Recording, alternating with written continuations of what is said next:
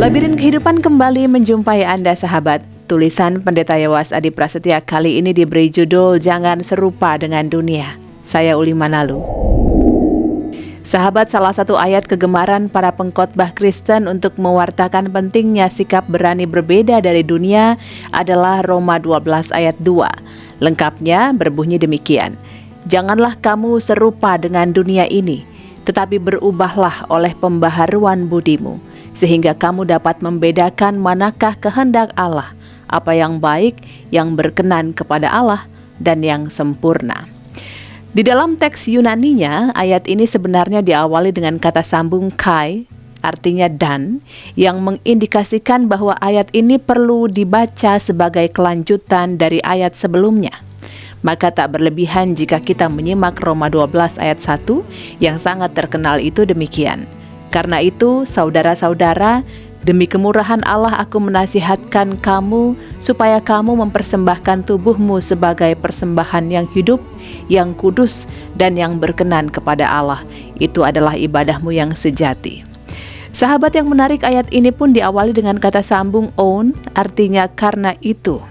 Artinya Roma 12 ayat 1 ini sendiri adalah konsekuensi dari ayat sebelumnya, yaitu Roma 11 ayat 36. Semoga sahabat tak keberatan jika Pendeta Yowas mencantumkan ayat tersebut demikian.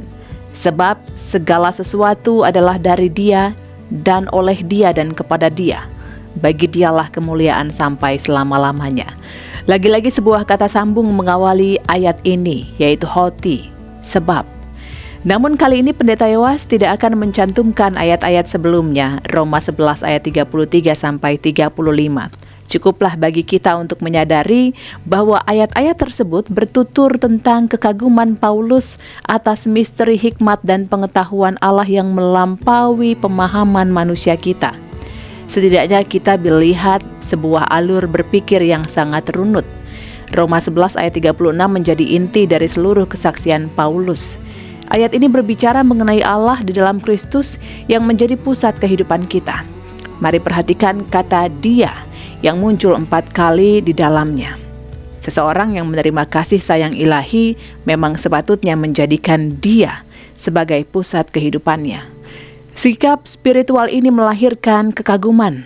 Roma 11 ayat 33 sampai 35 sekaligus penyerahan diri. Roma 12 ayat 1. Hanya ketika spiritualitas semacam ini ditegaskan, maka komitmen untuk tidak serupa dengan dunia dapat dipahami dan dikerjakan secara benar. Jika demikian, apa arti nasihat Paulus agar jemaat di Roma dan kita semua hidup tak serupa dengan dunia? Roma 12 ayat 2. Kata serupa di dalam ayat ini, sahabat, menunjukkan adanya kesamaan skema berpikir atau logika. Seperti yang ditandaskan oleh Pendeta Yowas sebelumnya, nasihat ini adalah konsekuensi dari persembahan diri yang Paulus sampaikan dalam Roma 12 ayat 1. Apa yang menarik adalah bahwa penyerahan diri yang total itu merupakan ibadah yang sejati, logikan latreian, ibadah yang logis, ibadah dengan logika yang bening dan jernih. Logika semacam apakah? Logika ibadah Kristen menampilkan sebuah skema gerak ganda, rahmat dan iman. Yang pertama adalah gerak dari rahmat ilahi. Dalam ilmu liturgi, ia disebut sebagai katabasis atau gerak turun dari Allah kepada umat. Yang kedua adalah gerak dari respons imani. Ia disebut juga anabasis atau gerak naik dari umat kepada Allah. Urutan kedua gerakan ini tidak boleh ditukar. Ibadah Kristen selalu dimulai dari Allah bagi umat dan direspons oleh umat kepada Allah. Yang penting adalah bahwa logika gerak ganda ini tak hanya berlaku bagi ibadah ritual, tetapi juga dalam segenap kehidupan. Singkatnya, kehidupan adalah sebuah liturgi. Ia selalu berwatak sakramental. Dengan kata lain, kehidupan adalah sebuah situs perjumpaan antara Allah yang bertindak dengan cinta, yang lantas direspon dengan penuh syukur lewat kesediaan untuk mempersembahkan tubuhmu sebagai persembahan yang hidup, yang kudus, dan yang berkenan kepada Allah. Sahabat, dalam terang ini, nasihat Paulus agar jemaat di Roma hidup tanpa keserupaan dengan dunia tidak boleh dimaknai sebagai sebuah penolakan atas dunia. Ia bukanlah sebuah pemisahan diri dari dunia yang disayangi Allah.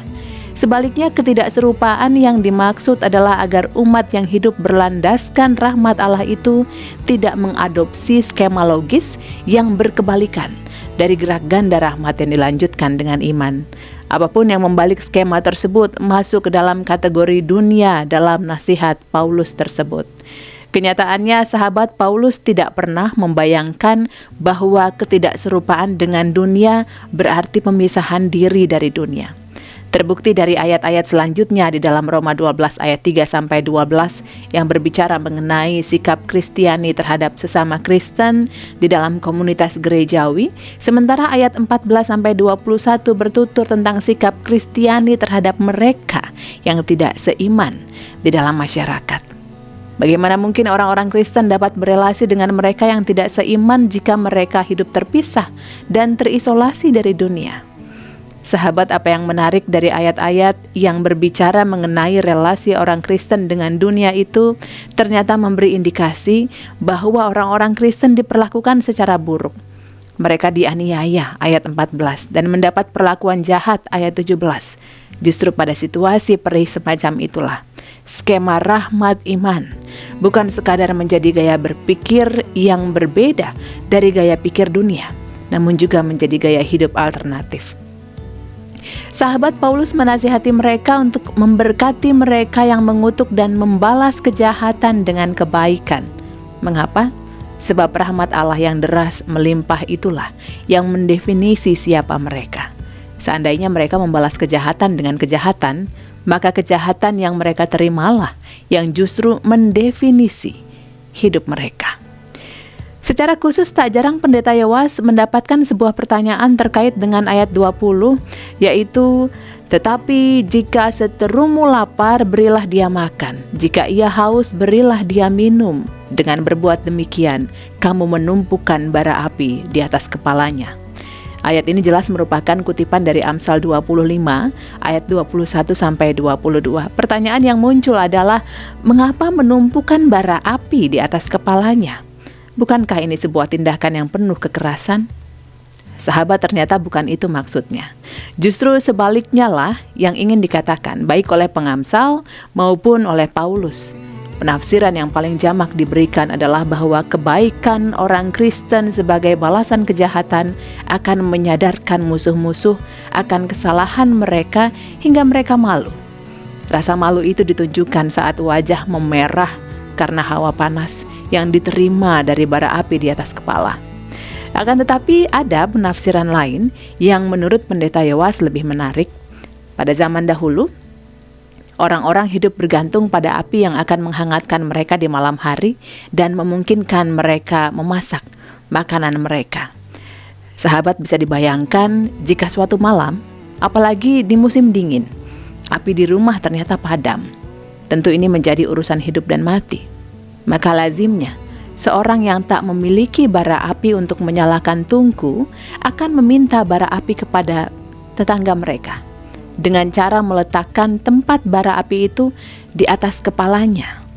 Lalu orang itu akan berkeliling, meminta bara api dari rumah ke rumah, berharap pada kebaikan hati tetangganya. Setepatnya itulah yang harus dilakukan oleh orang-orang Kristen ketika orang yang memusuhi mereka mengetuk pintu rumah mereka lalu meminta bara api untuk diletakkan ke dalam tungku di atas kepala mereka.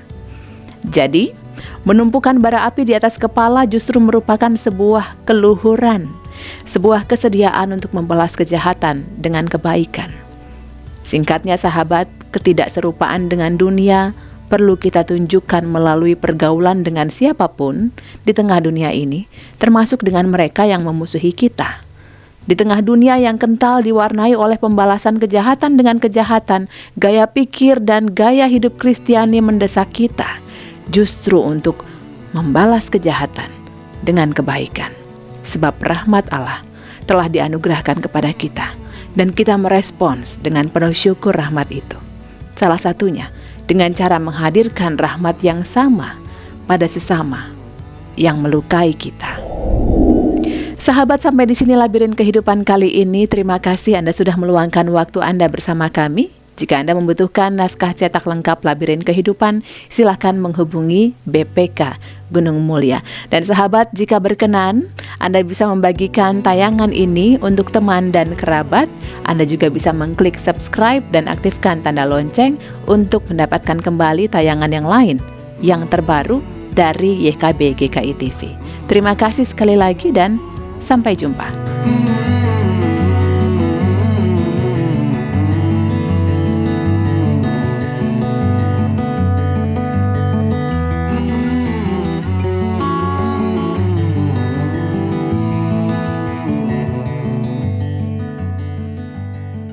Sahabat, mari dukung pelayanan dan pekabaran Injil melalui YKB dengan membagikan link acara ini kepada sebanyak mungkin orang.